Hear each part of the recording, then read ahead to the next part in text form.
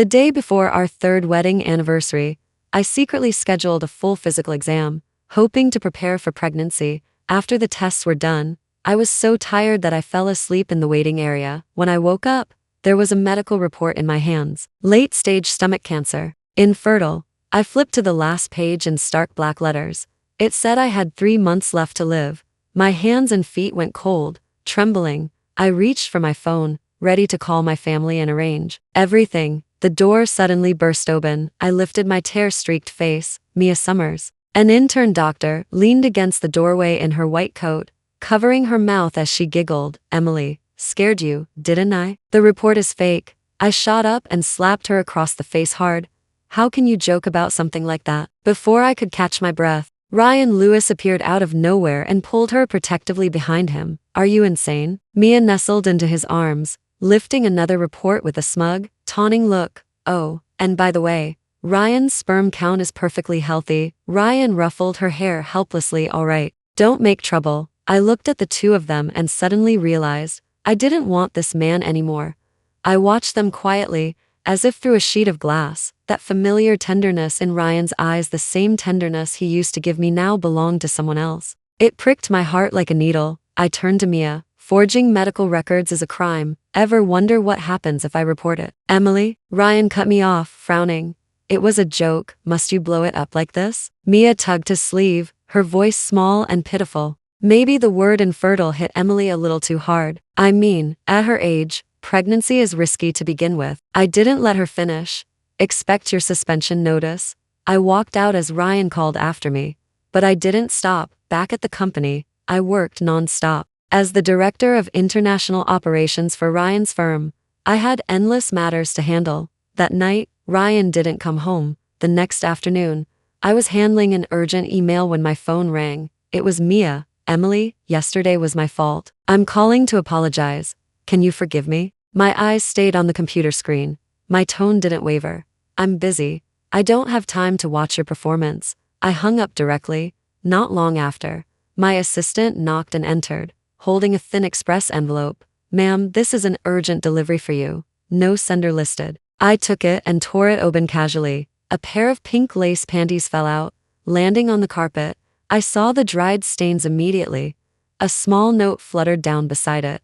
On it was Mia's purposely cutesy handwriting. Emily, I'm sorry. P.S. This is Ryan's favorite style. I stared at the items expressionlessly, bent down, wrapped them in 2 scrap papers, and tossed everything along with the envelope into the trash. Not long after, my assistant knocked again, this time smiling with barely concealed envy. Ma'am, Mr. Lewis is here. Voices from the outer office began to echo faintly. Mr. Lewis treats his wife so well, coming all the way here just for her. That fairy tale wedding of theirs. Everyone still talks about it. He gifted her jewelry worth millions like it was nothing. Ryan walked into my office holding an elegant gift box. He set it on my desk. His face, once the one that made my heart flutter countless times, was still handsome enough to daze someone. My hand almost reached out instinctively, as it used to. Emily, he said gently. Mia didn't mean any harm. She was just joking with you. My hand froze mid-air. Ryan? I looked him in the eye.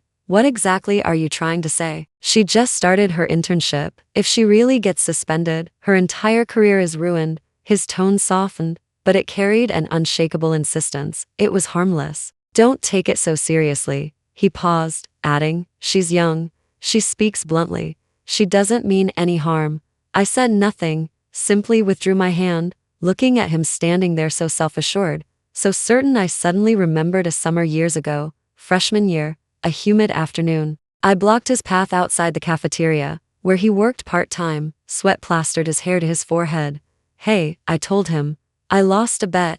Dare of the day, be my boyfriend. His entire face, right down to his ears, turned bright red. The memory jabbed my heart like a needle. I took a slow breath and looked at the man now defending another woman. And what if I say no? His phone suddenly vibrated wildly. He answered and his expression changed instantly. When he hung up, he looked at me with restrained fury. Mia's at the hospital. She went to apologize to you and you hung up. She got upset, lost focus, and fell down the stairs. He threw the gift box onto my desk. Emily, must you be so unreasonable? He stormed out, slamming the door behind him. I stared at the empty doorway, my chest tightening painfully. almost suffocating. A long time passed before I could breathe normally again. I picked up my phone and called the driver. Take me to the hospital. When I reached the door of the hospital room, I heard sobbing and screaming from inside. My leg, it hurt so much. Ryan, am I going to be crippled? Through the gap, I saw Ryan holding Mia tightly, whispering to her,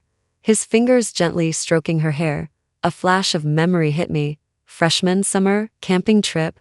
I twisted my ankle on a slope. Without a word, Ryan carried me the whole way down the mountain. The trail was long, his breath shaky, his ears red like they were burning. That night, under the stars, he kissed me for the first time. But now he held someone else that way. I steadied myself and pushed the door open. They quickly separated. Ryan frowned. Why are you here? Why shouldn't I be? I scanned the room. Don't forget this hospital is owned by the Zhang family. His face darkened. Emily? Mia already fractured her leg. What more do you want? I looked at the red-eyed Mia and smiled faintly. So you really know you were wrong? I raised my hand. 2 bodyguards behind me stepped in and grabbed the watch from her pillow. I noticed at the moment I walked in, a limited edition piece from a recent auction worth $2 million. When Ryan bought it, I thought it was our 3rd anniversary gift, but now it sat on Mia's pillow. Why her? Years ago, during a project inspection, we were caught in an earthquake and rescued a dying girl from the rubble. She had no family. Ryan brought her to the city, paid for her medical school, even arranged a job for her brother. She promised she'd never forget the kindness. So this was her gratitude. Mia suddenly jumped off the bed, barefoot, trying to grab the watch. Don't touch my watch. But my bodyguards were faster. One of them smashed it against the ground. The face shattered instantly. Ryan clenched his fists. Emily, are you out of your mind? I looked at them calmly. See, her leg is perfectly fine. I paused, but since she claimed it was broken, I suppose I should help her make it accurate. The 2 bodyguards pinned Mia down. One of them raised a short baton and brought it down sharply on her shin. Crack. The sound of bones snapping echoed clearly. Mia screamed her through the room. Ryan rushed forward, eyes red, but the bodyguards held him back. Emily, this is a crime. I lifted my eyes and smiled softly. When dealing with shameless people, do you really expect me to play by the rules? You. Ryan trembled with rage. Unable to speak, I turned and walked out, leaving Mia's shrill cries behind the closing door. Sitting in the car, the city outside the window blurred into streaks of light as my thoughts drifted far back from the start. I never thought I could truly marry Ryan Lewis. No matter how much I liked him, I knew too well the gap between our families. I had known since I was young that one day I would need to marry someone of equal status for the sake of the Zhang family. The night before I left for graduate school abroad, he asked me to meet him. Under the street lamp, his features still held the softness of youth. Emily, he said quietly, stubbornly, my mentor and I decided to start a company. When you're overseas, just don't date anyone else, okay? He cleared his throat, ears slightly red. When you come back, I'll make a lot of money. I'll give it all to you.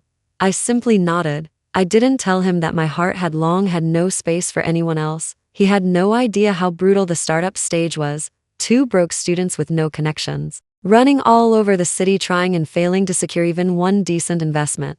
It was I who made that overseas call, swallowing my pride to ask a powerful uncle for help. Please help him. Consider it helping me. Ryan received his first critical funding, his first respectable contract. When I returned to the country, he was no longer the insecure boy I once knew. He had become the rising star of the city's business world, confident, composed, radiant. I knelt outside my parents' study for 3 whole days. My mother tried to pull me up through tears. My father smashed his favorite inkstone. In the end, they relented with a heavy sigh. Fine. Have it your way. I married Ryan Lewis. I thought it was the start of happiness. After marriage, I gave up my position in my family's corporation. I entered one of the smallest departments in Ryan's company, gladly working behind the scenes.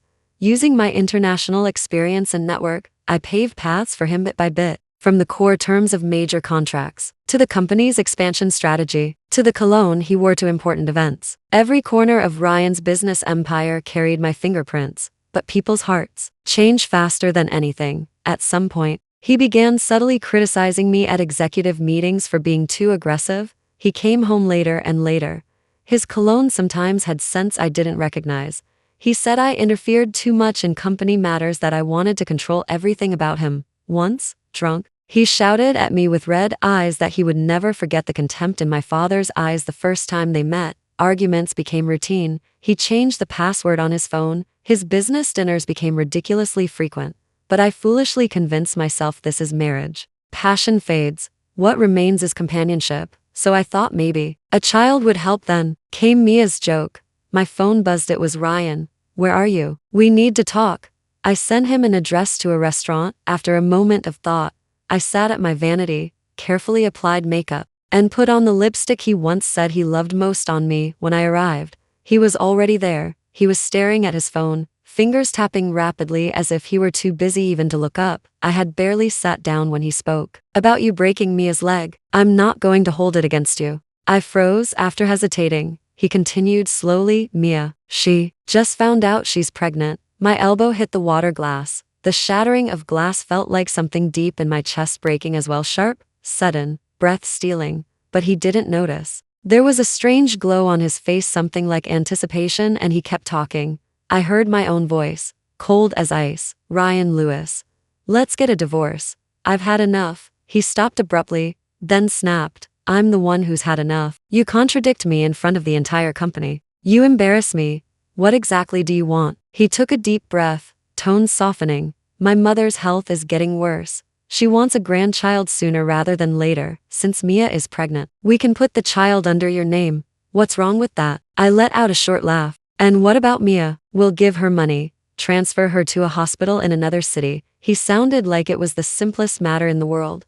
She won't threaten your position. A laugh escaped me. Ryan, you've planned this out beautifully. The divorce papers, I said. I'll have my lawyer send them over. Sign them. His phone rang just then, a childish pop ringtone, clearly Mia's personalized tone. He answered immediately. On the other end, Mia sobbed, Ryan, where are you? My leg hurts so much. And my stomach. I slipped earlier. What if something happens to the baby? He hung up and glared at me. I'm not agreeing to a divorce. He stood abruptly. The motion was so sudden that something slid from his pocket and fell to the floor. He saw it, and without hesitation he stepped on it, hard, then turned and rushed out. I bent down and picked it up from under the table. It was flattened, dirty with a dusty shoe print. I gently brushed the dirt off and a tear dropped onto it.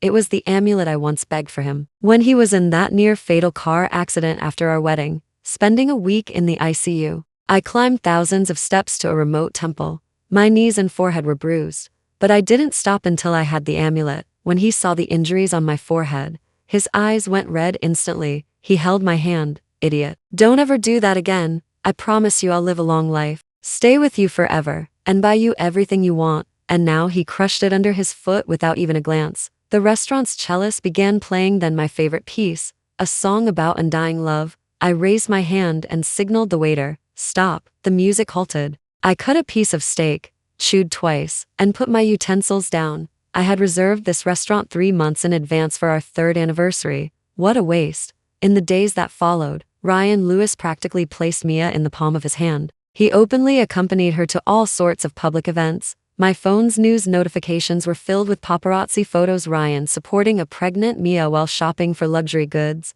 He bought her another designer watch, a flashy pink sports car. In the photos, he held her carefully by the waist, whispering in her ear. They smiled, bright, intimate, almost blinding.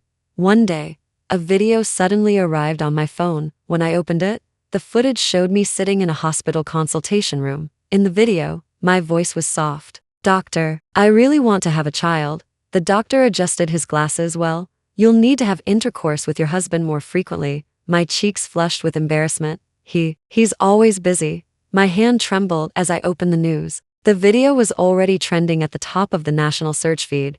I immediately called my assistant. Take it down. Everywhere now, and bring Mia to my villa. Invite her. Force her. I don't care. At the villa, Mia sat tied to the sofa. When she saw me, her eyes held no fear, only hatred. Emily, you think having a rich daddy makes you special? She laughed sharply. Do you know what Ryan said? He said the burn scar on your back is disgusting. He said sleeping with you feels like completing a chore. Zero excitement. I walked up to her and slapped her. At that moment, the door slammed open. Ryan rushed in, shoving me so hard I fell to the floor. Pain shot up my spine. Mia. She immediately burst into tears. I was so scared. I thought I'd never see you again. Ryan held her tightly and looked at me with pure coldness. He set Mia down on the sofa and stormed toward me. He grabbed me by the collar, yanked me up, and slapped me across the face. My ears rang. Warm blood trickled from my nose. He tore off his tie and bound my hands behind my back roughly. Mia leaned weakly against his shoulder. Ryan, my head is spinning. He forced me to kneel on the floor. Emily, he said in an icy tone, I've been far too lenient with you. He picked Mia up again, not sparing me a single glance, and walked out. I remained kneeling until their footsteps faded completely. Slowly, I straightened up. Fine, good, Ryan Lewis, this is the path you chose. A few days later, my assistant rushed into my office in a panic. Ma'am, Mr. Lewis, he transferred all your shared assets into Mia's personal accounts. I stared at my computer screen and let out a soft laugh. Good, I said. Let's see if they live long enough to spend it. A few days passed. At a high-end mall's luxury boutique, Mia clung to Ryan's arm, fingers trailing across a row of handbags. Ryan, I love all these colors. I wish they could all be mine. Ryan glanced tenderly at her small baby bump. If you like them, we'll buy them all. He turned to his assistant, Mark. Contact the mall owner. I want to acquire the entire place and wrap these bags first. The sales associate looked uneasy. She tried running his card repeatedly. Sir, this card is showing insufficient funds. Ryan frowned. Just as he opened his mouth, his phone rang. Mark's panicked voice nearly broke through the speaker. Sir, the company's been forcibly taken over. A group of strangers walked in with documents and kicked all of us out. Ryan stormed into my office like a raging bull. Emily, what did you do? I lifted my eyes. Calm, nothing. The project we invested in had a performance clause. It failed, according to the contract. Your company now belongs to the other party. His eyes reddened instantly. You're insane. That company is our entire life's work. Not lost. I corrected him, just taken over. The acquirer is Jesse Jung, my brother. I'll be managing it from now on, I added. I've worked here 3 years. I know every department inside and out. Ryan drew a deep breath, trying to soften his tone. Emily, stop this. I know you're angry. I shouldn't have treated Mia that way. I promise she won't affect your position as Mrs. Lewis. I let out a cold laugh and cut him off. Ryan Lewis, you still don't get it. I'm not fighting her. I'm not fighting you. I stood up and met his eyes. I'm saying I'm done playing, and one more thing. I tapped the documents on my desk. I don't want the Mrs. Lewis title. Give it to whoever wants it. My assistant stepped forward at the perfect moment and handed me the file. I placed the divorce papers in front of him. Sign, there's nothing to split. Everything's tied up in that failed project. The house is under your name, keep it. Ryan stared at the agreement. His hand trembled violently. He snatched the pen from my fingers, scribbled his name at the bottom, and threw the pen to the ground. At that moment, a shrill, crying voice burst through the door. Emily Jong, you heartless woman, you're vicious. I didn't even need to turn around to know it was Ryan's mother. Her finger nearly poked into my forehead. You heartless brat. Married 3 years and not even a hint of pregnancy. You still dare give my son attitude? Mia stood behind her, eyes lowered. Clearly the one who stirred this up. Seeing my silence, Ryan's mother raised her voice for the entire company to hear. I want everyone to judge. A hen that can't lay eggs, what right does she have to act superior? Mia is carrying the Lewis family's grandchild. She deserves to be served hand and foot. I looked at her coldly. For 3 years, because she was Ryan's mother, I had endured everything. Her monthly demands for fresh bird's nest soup, her mahjong funds worth hundreds of thousands. Every unreasonable request I complied. Mrs. Lewis, I said calmly, your son just signed the divorce papers. Legally, I have nothing to do with your family anymore. Whoever you want to have children with, that's your business. Her face trembled with anger. Fine, fine. Emily Jung, don't forget you wouldn't have your good life without my son. He's capable, he'll rise again without you. You'll regret this. I smiled faintly. Regret? Marrying him was my only regret. Mia stepped forward softly, voice trembling with fake innocence. Ryan, it's all my fault. If it weren't for me, you and Emily wouldn't be like this. Ryan wrapped an arm around her. It's not your fault. Some people are simply not meant to be on the same path. Then he looked straight at me. Emily, your arrogance and pride are what drove me away. He took a step closer and lowered his voice, each word sharp. And don't think you've won. I still own over a dozen tech companies overseas. My accounts abroad, you can't touch a single cent. If you had tolerated Mia, All of that would have been yours one day. I nearly laughed. Goodbye, Ryan. Mia gave me a triumphant look, smug, victorious. They truly believed that without me, Ryan's world would remain stable, that he would soar even higher. But Ryan forgot every brick in his empire was laid by my hands. When I pulled back, the entire thing collapsed overnight. I thought I would finally enjoy some peace after the divorce. But a few days later, I ran into them at a mall, both of them red-faced, arguing with a store clerk. Mia was clinging to a limited edition handbag, refusing to let go. The clerk's face was flushed with embarrassment. "Ma'am, you haven't paid for this yet.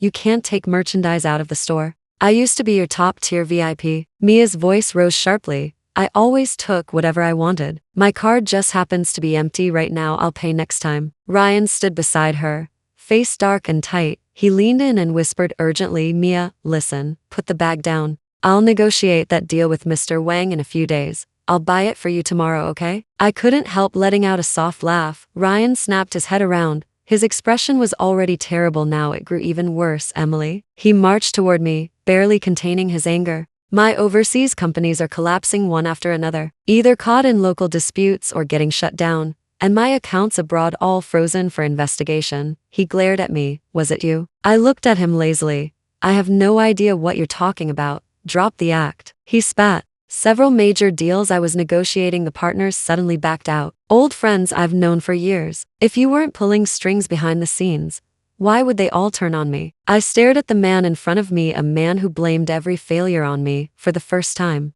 I wondered how my judgment had ever been so disastrously poor. Those businessmen he mentioned, which deal hadn't I helped him secure? Which contract wasn't signed because of the Zhang family's influence? They didn't respect Ryan. They respected my father, my brother, my family name. Now that the Zhang family had entirely withdrawn, they scattered naturally. "Ryan Lewis," I said calmly, "believe whatever you want, but your situation? I don't even care enough to look at it twice." He was struck speechless for a moment, his face twisted, then twisted again, until finally he lowered his voice, humiliated, cornered. "My mom. She said she's gotten used to the bird's nest soup you sent her every month. Now that you stopped, she's uncomfortable." I lifted a hand freshly manicured with glossy nail tips and lightly waved it in front of him. "You want bird's nest?" "Sure." I smiled. 1 million per delivery. Transfer it to my account, and I'll have someone send it immediately. He choked, his face streaking red and white. In the end, he could only glare at me bitterly and storm off. He yanked Mia, still arguing with the clerk, by the arm and almost dragged her out of the store. As I turned to leave, I could still hear Mia whining and Ryan reprimanding her under his breath. I shook my head. "Ryan Lewis, your suffering has only just begun." After the divorce, I finally found myself again. The girl the Zhang family once spoiled, the carefree princess I should have been all along. My older brother introduced me to eligible bachelors daily. I accepted every meeting. I used to think those men, heirs from wealthy families, were frivolous playboys compared to Ryan, the self-made entrepreneur I once loved. But after meeting them, I realized most were well-educated, disciplined, and responsible. Many had sharp business instincts and a sense of duty toward their families. I especially clicked with Ethan Zhao, the second son of the Zhao family. We often met for golf. One evening over dinner, he leaned closer and lowered his voice mysteriously. "A while back, I injured my leg skiing and had to go to the hospital. I happened to see your ex-husband there." I stabbed my salad absent-mindedly. "The hospital?" "Yeah." He nodded. "Looked like he went into the oncology department." My fork paused midair. He gently probed. "Do you want me to look into it?" I smiled and lifted my gaze to his. "Ethan, are you trying to test me?" Setting down my utensils, I said, "Whether he's alive or dead, it has nothing to do with me anymore." Later, I saw a picture in Ryan's social media, a photo of him holding his newborn son. I felt absolutely nothing. Not even a ripple. A few days later, Ethan and I attended the opening ceremony for a new mall we co-developed. Right after the ribbon cutting, a familiar voice called from behind me. "Emily?"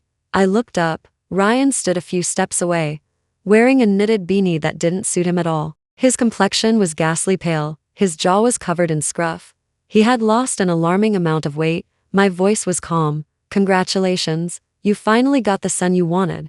He gave a twisted smile, uglier than crying. Mia ran away. I wasn't surprised. He let out a deep, heavy sigh. "Emily, I have stomach cancer." I raised a brow slightly. He looked at my indifferent expression and his shoulders collapsed. Get treatment, I said. Anything else? My coldness seemed to slice into him. He hesitated, then spoke in a brittle, almost shameful voice. Emily, can I borrow some money? Borrow money? I repeated, surprised. He swallowed. The hospital is pressuring me for payment. The baby's formula is almost gone. My mother fell while caring for him. She's bedridden too. Then something occurred to me.